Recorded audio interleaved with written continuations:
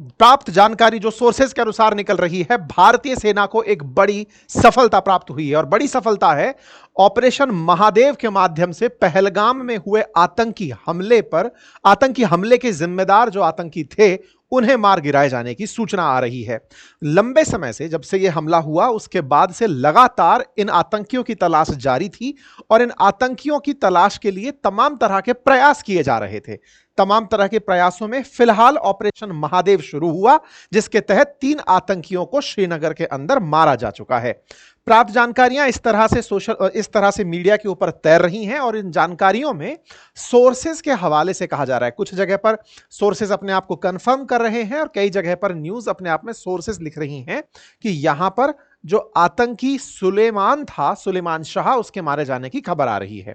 सुलेमान शाह के मारे जाने की खबर के बाद एक और अपडेट आपके साथ में है और वो ये कि जिस समय आप ये सेशन सुन रहे हैं इस समय यानी कि मध्य रात्रि के लगभग इस समय हमारे संसद के अंदर ऑपरेशन सिंदूर पर चर्चा चल रही है। आप सभी को ध्यान होगा कि भारत के अंदर मानसून सत्र संसद में चल रहा है और मानसून सत्र में ऑपरेशन सिंदूर पर 16 घंटे की चर्चा का सरकार के द्वारा प्रस्ताव रखा गया है, जिसमें सरकार के द्वारा अपनी बातें कही जा रही हैं और अपोजिशन द्वारा सवाल किए जा रहे हैं। ऑपरेशन सिंदूर से जुड़ी इन दोनों ही बातों को आज मैं आपके सामने रखने जा रहा हूं। साथियों, 3 पाकिस्तानी आतंकियों के ढेर होने की खबर ऐसे समय पर आई जिस समय पर संसद में ऑपरेशन सिंदूर पर ही चर्चा चल रही थी। आप सभी को ज्ञात होगा कि 22 अप्रैल के दिन भारत में जो आतंकी हमला हुआ था, उस आतंकी हमले में जो आतंकी थे उन्हें मारने को लेकर के या फिर उन्हें पकड़ने को लेकर के तमाम तरह के सुरक्षा प्रयास चल रहे थे।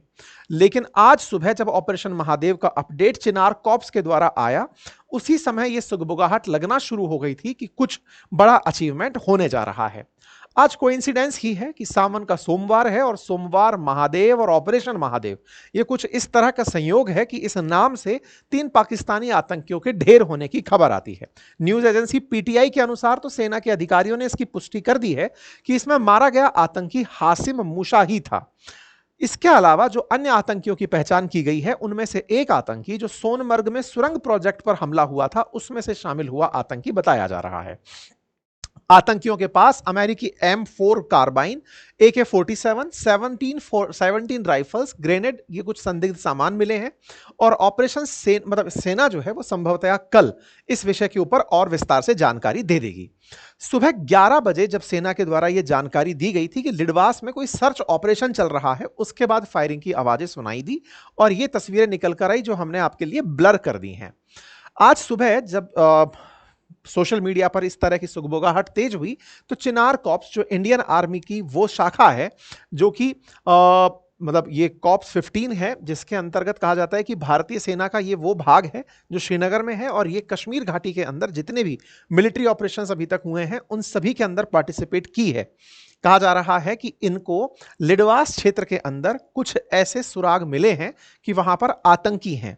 सुबह 12:30 बजे के आसपास, दोपहर 12:30 बजे के आसपास यह खबर सबसे पहले एक तस्वीर के माध्यम से आती है। उसके बाद में अपडेट आता है ऑपरेशन महादेव अपडेट और लिखा आता है 3 terrorist have been neutralised in an intense fire fight, operation continues. ये बात जैसे ही आती है तब तक लगभग 1:30 बज चुका होता है। हर व्यक्ति ये जानने के लिए तैयार होता है कि बताइए कौन था वो जिसे मारा गया। तस्वीरें निकल कर आती हैं एक ऐसे टेंट के अंदर लेटे हुए 3 आतंकियों की और उनके साथ बरामद हुए कुछ इस तरह से रखे ग्रेनेड्स की तस्वीरें आती हैं। साथ में अमेरिकी कार्बाइन, AK-47 और 17 राइफल ग्रेनेड भी मिलने की बात आती है। साथियों, ये जो तस्वीरें बाहर निकलकर आई तब से लेकर अब तक कंफर्मेशन नहीं आया है पुख्ता रूप से। उम्मीद की जाती है कि कल तक यानी मंगलवार तक सेना के द्वारा इस मामले में फिर से एक प्रेस कॉन्फ्रेंस करके जानकारी दे दी जाएगी। लेकिन मीडिया की प्राप्त जानकारियां यही बता रही हैं और शिनाख्त जो आतंकियों की चेहरे मिलाकर की जा रही है वो हासिम मूसा से मिलती हुई शक्लें ही बताई जा रही हैं। आप सभी को ज्ञात होगा कि पहलगाम आतंकी हमले में भारत के 25 और एक नेपाली टूरिस्ट मारा गया था, जिसमें जो संदिग्ध थे उनके स्केच जारी किए गए थे। उनमें से जो एक स्केच था, इस स्केच के मारे जाने की सूचना फिलहाल आ रही है। यही व्यक्ति इसका मास्टरमाइंड माना जा रहा था। जम्मू कश्मीर पुलिस ने इस घटना के होने के बाद में 60 लाख रुपए की इन लोगों के लिए मतलब इनाम रखा था कि अगर कोई भी सूचना देता है तो उसे 60 लाख रुपए का इनाम दिया जाएगा, जानकारी बाहर नहीं निकाली जाएगी। पुलिस ने कुछ इस तरह से कैश रिवार्ड रखा था और कहा था कि इनके बारे में सूचना जैसे ही हमें प्राप्त होगी हम उस व्यक्ति को पैसा गिफ्ट करेंगे। अब लेकिन मुद्दा यह है कि इतने लंबे समय से 22 अप्रैल से हम जुलाई के अंत तक आ गए हैं, मई जून और लगभग जुलाई पूरा चला गया है, तो 3 महीने से अधिक समय तक भी ये आतंकी हमारी सेना की जद से बाहर रहे। और सबसे इंटरेस्टिंग सवाल जो बनता है वो ये कि ये कश्मीर में ही छुपे रहे, क्योंकि अभी जहां इनके मरने की बात आ रही है वो पहलगाम से मात्र 40 किलोमीटर दूर की बात है। 40 किलोमीटर दूर पहलगाम से लिडवास नामक जगह पर इनके मारे जाने की सूचना आ रही है। तो ये एक बड़ा सवाल है कि 3 महीने तक ये आतंकी 40 किलोमीटर की रेंज में रहे, हमारे यहां पर लाखों सुरक्षा कर्मी तैनात हैं, उनकी जद से ये कैसे बचकर रहे, ये अगेन एक बहुत बड़ा सवाल है जो कि भारतीय सुरक्षा एजेंसियों को परेशान किए हुए है। आप में से कुछ लोग हो सकते हैं ये विचार करें कि नहीं साहब, हो सकता है इनको लोकल संरक्षण प्राप्त रहा होगा। देखिए, भारत की सुरक्षा एजेंसीज इन सभी तमाम प्रयासों को, आप और हम जिन्हें कैमरे के इस पार उस पार बैठ के चर्चा करते हैं, वो उन सभी चीजों से अभ्यस्त होते हैं कि कौन हैंडलर हो सकता है, कहां हाइड हो सकता है, कहां कौन किस तरह से हो सकता है। वो सभी जगह पर, संदिग्ध जगहों पर लगातार रेड कर रहे होते हैं। उसके बावजूद भी अगर ये 3 महीने तक इस पूरे क्षेत्र में बैठा रहा तो ये एक बड़ा सवाल है कि ये कैसे संभव हुआ और हमारी सुरक्षा एजेंसीज उसे कैसे नहीं पकड़ पाई। अब मैं आपको उस आंसर तक लेकर चलूंगा कि कहानी असल में थी क्या, ये जो घटना घटी, हमने अब तक इन लोगों को पकड़ने में इतनी देरी कैसे हुई, लिडवास में ये जहां मिले वहां पर ये किस तरह से अब तक बचे हुए थे। तो देखिए, अभी क्या है ना कि इस विषय पर मेरी काफी सारे सेना के अधिकारियों से भी जब ऑफ कैमरा चर्चा होती है, वो इन बातों को हालांकि साझा नहीं कर रहे होते, क्योंकि उन्हें ऐसा लगता है कि सुरक्षा कारणों में एक बड़ी चूक हो सकता है उनके द्वारा इस तरह की बातें बोलना।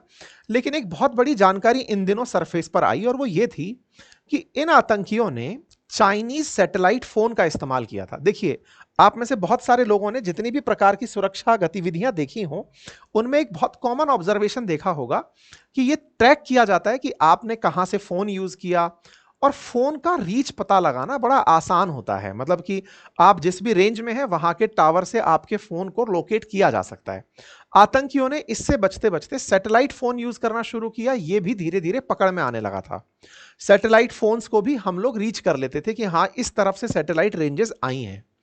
चाइना ने हाल ही के समय में पाकिस्तान के लिए और विशेष रूप से भारत के इन सीमावर्ती क्षेत्रों में अपने सैटेलाइट्स को सक्रिय किया हुआ है। बिल्कुल वैसे ही जैसे भारत का आईआरएनएसएस इस समय भारत के ऊपर तो सुरक्षा कर ही रहा है, सूचना दे ही रहा है, आसपास के क्षेत्रों का भी रेंज 1500 किलोमीटर तक कवर कर रहा है। ऐसे ही चाइना का बाइडू चलता है जो कि लगभग हमारे पूरे की पूरे एशिया को कवर करने के प्रयास में है। ऐसे में इन सैटेलाइट्स के माध्यम से ये लोग कम्युनिकेट कर रहे थे। आपको ध्यान भी होगा, हमारे कई बार सैन्य अधिकारियों ने ऐसे बयान दिए हैं जिसमें वो कह रहे हैं कि हम केवल पाकिस्तान से नहीं लड़ रहे थे, पाकिस्तान के साथ में चाइना और तुर्की भी खड़ा था, और ऐसे में उनके द्वारा निरंतर इन लोगों को सपोर्ट किया जा रहा था। सैटेलाइट फोन्स को पकड़ना अपने आप में एक टफ टास्क है, और विशेष रूप से तब जब आपका सैटेलाइट यूज ना हो रहा हो या जिसका एक्सेस आपके पास ना हो, तो ऐसे में आपको उन तक ट्रैक करना बहुत मुश्किल होता है। कम्युनिकेशन को ट्रेस करके ही जनरली बड़ी बड़ी कार्रवाइयां या तो हैंडलर्स के थ्रू कि हाँ भाई इस तरह से लोग हैं यहां पर हैं, या तो उनसे रीच किया जाता है, या फिर कम्युनिकेशन को ट्रैक करके। अभी इस घटना के बारे में जो जानकारी आ रही है वो ये है कि ये जो आतंकी थे, ये 26 अप्रैल को पहलगाम हमले के दौरान इनका एक बार पहलगाम के आसपास सैटेलाइट सिग्नल देखा गया था। पिछले 3 महीने से ये अपना सैटेलाइट का सिग्नल बंद करके बैठे थे, लगातार इनका सैटेलाइट सिग्नल बंद था। इंटरेस्टिंग बात क्या है कि जहां पहलगाम में यह हमला हुआ वहां से बॉर्डर तक पहुंचने में इन्हें बहुत समय लगता, क्योंकि इनके किसी भी मूवमेंट को ट्रैक किया जा सकता था। क्योंकि जब यह हमला हुआ था तब भी यह सवाल पूछा जा रहा था कि इतना अंदर तक आकर हमला कैसे हुआ, वहीं दूसरी तरफ अगर हमला हो गया तो यहां से यह बॉर्डर तक पहुंच कैसे गए। ये दो बड़े सवाल थे। तो बॉर्डर तक नहीं पहुंचे, ये इस घटना से कहीं ना कहीं रिलेट हो रहा है। कह रहे हैं कि लगभग तब से 3 महीने से ये सैटेलाइट सिग्नल बंद करके बैठे थे। अभी आज के दिन मतलब शनिवार के दिन असल में इनका सिग्नल ट्रैक हुआ पहली बार दोबारा उस घटना के बाद, और जैसे ही सिग्नल रीच में आया कि हां कुछ सिग्नल जा रहे हैं सैटेलाइट के, उसके बाद तुरंत सुरक्षा एजेंसी सक्रिय हो गई। और ये चूंकि श्रीनगर के नजदीक था, और श्रीनगर शहर से जो पहाड़ियां दिखती हैं उन्हें महादेव पहाड़ियां कहा जाता है, और महादेव पहाड़ियों से इसका नाम ऑपरेशन महादेव पड़ गया है। ठीक है, हालांकि कोइंसिडेंस है कि जिस दिन यह घटना हुई है उस दिन सोमवार चल रहा है। आज हमारे मतलब सावन के सोमवार में महादेव का विशेष महात्म्य है। ऐसे में ऑपरेशन महादेव से ये थोड़ा रिजेंबल भी कर गया है। ठीक है, इस ऑपरेशन में खास बातें जो थी वो ये कि भारत सरकार के द्वारा या भारत के द्वारा निर्मित ड्रोन और रडार का ही इस पूरी घटना के अंदर यूज किया जा रहा था। लगातार इन सब पर नजर बनाया जा रहा था। इस बात को आप इस तरह से भी समझकर देखिए कि यह घटना जितनी बड़ी है, उस बड़ी घटना के साथ साथ हमारी सुरक्षा एजेंसीज की चुनौतियों को भी आप इस घटना में महसूस कर सकते हैं। आप पर जब लगातार यह प्रेशर आ रहा हो कि इस पहलगाम आतंकी हमले के बाद आप पड़ोसी मुल्क में घुसकर आतंकियों के लॉन्च पैड को तबाह करके आ गए, लेकिन अपने ही देश में बैठे हुए आतंकियों को आप नहीं पकड़ पा रहे हैं, हमारे ही देश में हमला करके वो कहीं छुपे बैठे हैं, तो विचार करिए कि सुरक्षा एजेंसियों पर कितना प्रेशर रहा होगा। कई बार इस तरह की फर्जी अफवाहें भी फैलाई जाने का प्रयास हुआ कि सेना किसी को भी मारकर यह कह देगी कि हमने उनको न्यूट्रलाइज कर दिया। जी नहीं, हमारी सेना जिम्मेदार सेना है, और इस पूरे जिम्मेदारी को उसने बहुत बखूबी निभाया तब तक जब तक उस जिम्मेदार को ही ना मारा गया हो। और इंटरेस्टिंग फैक्ट यह है कि आज दोपहर से लेकर अब तक भी सोर्सेज के माध्यम से खबर जरूर आ रही है, सेना जब तक फुल प्रूफ कंफर्म नहीं हो जाएगी कि हां ये वही थे, तब तक वो अपना स्टेटमेंट नहीं देगी। सेना की तरफ से या फिर पुलिस की तरफ से लोगों से पूछा भी गया, आईजीपी कश्मीर से ये पूछा गया कि साहब ये जो हुआ ये क्या था, क्या, तो इन्होंने अपनी तरफ से बोला कि अभी हम इन्फॉर्म करेंगे। इवन जो यहां पर लेफ्टिनेंट गवर्नर साहब बैठे हुए हैं मनोज सिन्हा जी, उनसे पूछा गया कि साहब ये क्या था, इन्होंने कहा कि निश्चित ही 3 पाकिस्तानी आतंकी मारे गए हैं, लेकिन इसके ऊपर अभी और डिटेल जानकारी सेना देगी। मतलब जिम्मेदारी को आप समझिए, ऑपरेशन सिंदूर हमने किया उस अज्ञात आदमी पर जिसने हमारे देश में आतंक फैलाया, और जब वो छुप कर बैठा था तो उसे ऑपरेशन महादेव ने अपने साथ में पकड़ लिया। कुल मिलाकर आतंकियों के लिए सिंदूर हो या महादेव दोनों ही बड़े भारी पड़े, और लोग इस बात की फिलहाल चर्चा भी कर रहे हैं। ऑपरेशन सिंदूर होता है पहलगाम के अंदर, और ये मतलब जो घटना घटी थी वो मैंने आपको बताया कि पहलगाम के हमले के विरोध में थी। आज हमारी संसद में इस बात पर बहस शुरू हुई। ऑपरेशन सिंदूर से उठे तमाम प्रकार के प्रश्न, फिर चाहे बार बार ट्रंप का यह कहना हो कि सीज फायर मैंने कराया हो, या फिर अपोजिशन का बार बार यह सवाल पूछना कि कितने विमान गिरे बताते क्यों नहीं हो, या फिर पाकिस्तान का अपनी तरफ से यह क्लेम करना कि हमने भारत के इतने विमान मार गिराए थे। आज भारत की संसद में इस पर विस्तृत चर्चा प्रस्तावित हुई।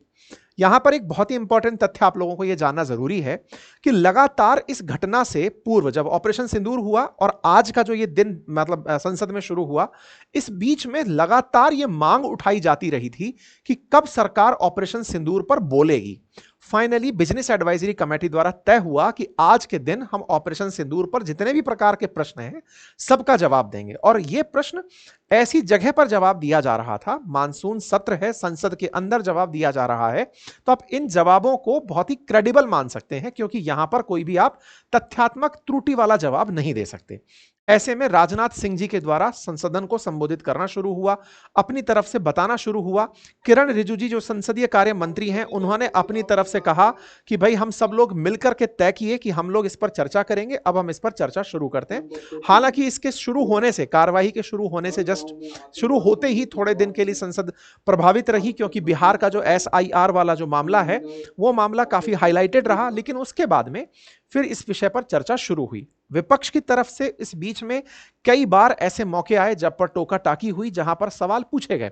इस बीच में राजनाथ सिंह जी ने पूरी तरह से अपनी बात को रखते हुए कहा कि हमने आतंकियों को उनके परिणाम तक पहुंचाया, हमने अपना कुछ नुकसान नहीं किया, और जब हम परीक्षा देने जाते हैं तो पेंसिल टूटती है। यह बिल्कुल वैसी ही पहेली थी जैसे हमारे सेना के अधिकारियों द्वारा उस समय कहा गया था कि जब संघर्ष होगा तो संघर्ष के दौरान हमारे पायलट सुरक्षित हैं, हम बस इस पर जवाब दे सकते हैं। हमने अपनी तरफ से कहा कि हां नुकसान होता है, तो हमने उस पर अभी भी फिलहाल तक जवाब नहीं दिया है। खैर, ऑपरेशन सिंदूर के मामले में राजनाथ सिंह जी ने अपनी तरफ से साफ कहा कि क्या हमने बदला लिया? आंसर है हां। हमने 22 मिनट के अंदर इस पूरी घटना को अंजाम दिया था, हमने पूरी कैलकुलेटेड तरीके से इसको अंजाम दिया। और साथ में उन्होंने यह भी अपनी तरफ से कहना बिल्कुल मुनासिब समझा कि भारत इस तरह की घटनाओं को अब आगे से बर्दाश्त नहीं करेगा। ऑपरेशन सिंदूर स्थगित हुआ है, बंद नहीं हुआ है। आतंक के खिलाफ भारत अब और सजग रूप से कार्य करता रहेगा। विमान के बारे में पूछे गए सवाल पर उन्होंने अपनी तरफ से एक ही लाइन में जवाब यही दिया, पेंसिल वाले उदाहरण से उस बात को समझा दिया कि एग्जाम देने जाएंगे तो पेंसिल टूट सकती है, ये सारी बातें आती हैं। इसके साथ साथ पाकिस्तान ने खुद हमसे कहा कि हमारे ऊपर हमले रोक दो, ये बात भी रक्षा मंत्री के द्वारा सदन को बताई गई। सदन के अंदर रक्षा मंत्री जब उदाहरण देकर के अपनी बातें रख रहे थे, सारी बातें कर रहे थे, इस बीच में विपक्ष भी अपनी तरफ से कुछ कुछ बातें बीच बीच में करता चला जा रहा था। कांग्रेस के सांसद गौरव गोगोई जो हैं वो भी अपनी तरफ से सवाल पूछ रहे थे कि सबसे बड़ा सवाल यह है कि सदन को यह बताया जाए कि दहशतगर्द पहलगाम तक पहुंचे कैसे। दहशतगर्द अगर पहलगाम तक पहुंचे तो ये इसकी किसकी जिम्मेदारी तय हुई, और जिसकी जिम्मेदारी तय हुई उस पर क्या एक्शन लिया गया। इस पर सदन के अंदर सवाल जवाब चलते रहे, सरकार की तरफ और विपक्ष की तरफ से सवाल जवाब होते रहे। ऐसे में विदेश मंत्री के द्वारा जब जवाब देना शुरू हुआ कि डोनाल्ड ट्रंप के विषय के ऊपर, तब विदेश मंत्री अपनी तरफ से यह बता रहे थे कि 22 अप्रैल से 17 जून के बीच में भारत के प्रधानमंत्री और डोनाल्ड ट्रंप के बीच कोई बातचीत नहीं हुई और व्यापार को लेकर के कोई भी वार्ता नहीं हुई। ऐसे में जब इनके बयान पर अपोजिशन की तरफ से यही सवाल किए गए कि वो तो 27वीं बार अब बोल चुके हैं कि उन्होंने सीज फायर कराया है, इस पर गृह मंत्री अमित शाह खड़े होते हैं और वो कहने लगते हैं कि एक सदन के अंदर ओथ लिया हुआ विदेश मंत्री जब बात बोल रहा है उस पर ट्रस्ट नहीं है, और एक बाहर बैठा व्यक्ति बयान कर रहा है उस पर हम ट्रस्ट कर रहे हैं। ये कैसा हमारे देश की संसद है। हमारे देश के राजनेता हमारे अपने लोगों पर यकीन नहीं कर रहे हैं जो हमारे देश में सदन के अंदर शपथ लेकर बयान दे रहे हैं, लेकिन एक बाहर से बैठा व्यक्ति अगर बयान दे रहा है तो उसके बयान को हम लोग बहुत महत्वपूर्ण मान रहे हैं। खैर, विदेश मंत्री ने एक बात और यहां पर कही कि टेररिज्म को लेकर के हम आगे से कोई भी प्रॉक्सीज को नहीं होने देंगे। ये तमाम बातें जो हम अक्सर सुनते आए हैं वो सब बातें सदन के अंदर रखी गई। विदेश मंत्री ने यह जानकारी भी दी और इस सवाल से आप सभी को भी एक बहुत अच्छा आंसर यहां से मिलेगा। विदेश मंत्री ने कहा कि बहुत सारे लोगों ने एक सवाल उठाया कि हमारे साथ कौन खड़ा था, मतलब जिस तरह पाकिस्तान के साथ में तुर्की था, चाइना था, हमारे साथ कौन था। इस पर जवाब देते हुए कहा कि 193 देश हैं वर्ल्ड के अंदर, 193 यूनाइटेड नेशंस के अंदर देश हैं, उनमें से किसी भी देश ने भारत की कार्रवाई को गलत नहीं ठहराया सिवाय 2 देश के, चाइना और तुर्की। क्या हम इसे अपनी सफलता नहीं मानते? अच्छा, इसमें एक बहुत ही इंपॉर्टेंट पॉइंट यह भी है, आप इसको समझिए और उनके तर्क को भी थोड़ा सा महसूस कीजिए कि जब भारत की तरफ से हमला हुआ है सिंदूर, ऑपरेशन सिंदूर, तो हमने शुरू किया है पाकिस्तान के ऊपर कि लीजिए हम आपको पनिशमेंट दे रहे हैं। पाकिस्तान तो यही कहता रहा कि प्रूव तो करो कि ये हमने कराया है, प्रूव तो करो ये हमने कराया है। भारत दुनिया को यह कन्विंस करने में कामयाब हुआ था कि यह पाकिस्तान ने ही किया है और हम पाकिस्तान पर हमला कर रहे हैं। तो हमारी विदेश नीति को आप कब हमारी सफलता मानेंगे? जब हमने 193 देशों में से 190 देशों को यह कन्विंस कर लिया कि हम जो कर रहे हैं वो सही है। क्या यह हमारी विदेश नीति की सफलता नहीं है? सच मायने में यह विदेश नीति की सफलता ही है। अदरवाइज तो इस बात पर यह भी सवाल उठ सकते थे कि जब तक प्रूव ना हो कि यह पाकिस्तान ने ही किया है, भारत पाकिस्तान पर हमला कर ही क्यों रहा है, तो इसे क्या हम सॉवरेनिटी का उल्लंघन नहीं मानेंगे? सवाल तो यह भी बड़ा उठ सकता था। हमारे फॉरेन डेलीगेशंस जिन देशों में गए वहां पर उन्हें बहुत ही इज्जत से रिसीव किया गया। 33 देशों के अंदर जहां जहां हमारे फॉरेन डेलीगेशंस गए वहां उन्हें बड़े ही रेस्पेक्ट के साथ सुना गया। यह अपने आप में फिर से भारत के एक्सेप्टेंस को दिखाता है। बजाय यह कहना कि हमारे साथ कौन खड़ा था, हम यह भी कह सकते हैं कि हमारे खिलाफ कौन खड़ा था। हमारे खिलाफ नहीं थे, वो सब तैयार थे इस बात के लिए कि भारत ने अगर आतंक के खिलाफ कार्रवाई की है तो वो निर्णायक ही कार्रवाई कंसीडर की जाएगी। यह भारत के लिए एक बड़ी तरह से सफलता के रूप में देखी गई। अभी भी सदन के अंदर बातचीत चल रही है, सभी चीजों पर बयान चल रहे हैं। जो भी अपडेट होंगे वो हम आपको आने वाले सेशंस में बताएंगे। उम्मीद है आपको अब तक की जानकारी पसंद आई होगी। जानकारी पसंद आई हो तो साथियों से अवश्य साझा करें।